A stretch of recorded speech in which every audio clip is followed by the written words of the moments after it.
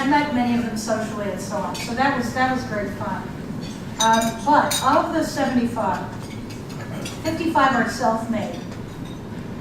27 are immigrants from all parts of the world.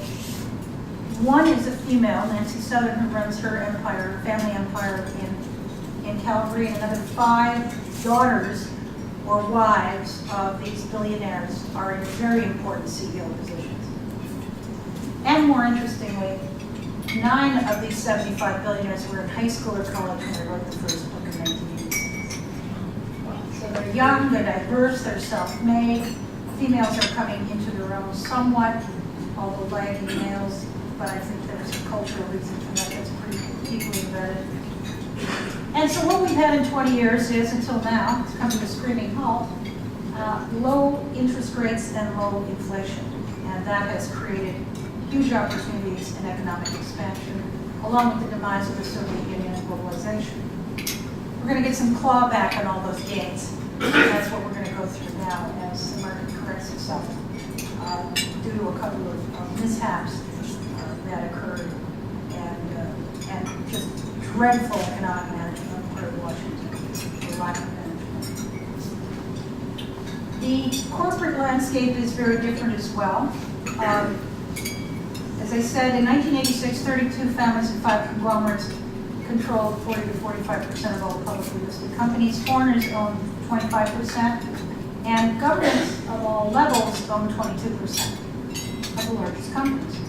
In 2007, only 21% of the 500 largest Canadian corporations were family-owned, and it wasn't the 75 families I profiled. It encompassed about 300 families. 30% foreign ownership, so that's up, and 8% government ownership, and that's a reflection of privatizations. So the degree of widely held ownership has democratized ownership, and this has been the result of savings rates, baby boomers, real estate boom, stock market boom, mutual funds have proliferated, and all those other things that, as I say, we're going to have a little bit of a clawback right now for a couple of years, I think. So, despite the context globally, Canada is actually very well positioned, and so I will give you my sort of take on where we are right now in this nightmare. Basically, we have done probably the best job of regulating our financial sector in the world. And the Americans will end up looking like the Canadian model.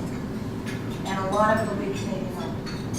Our banks are strong. They've been regulated very well.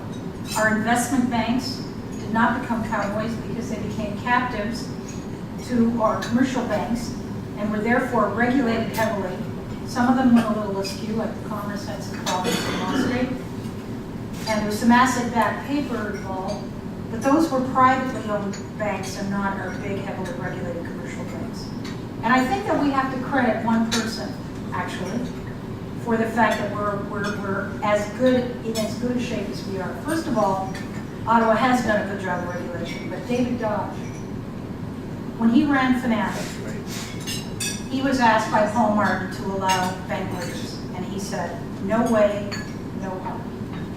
You cannot afford to go from 6 banks to 2 and have one of them go under or take the country under.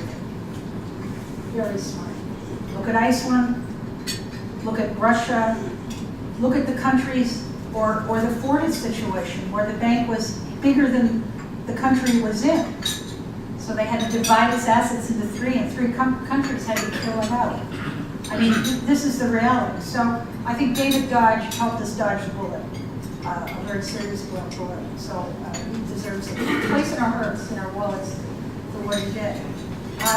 So it's that conservative nature of Canadians, and of course during the Great Depression, no banks went under in Canada.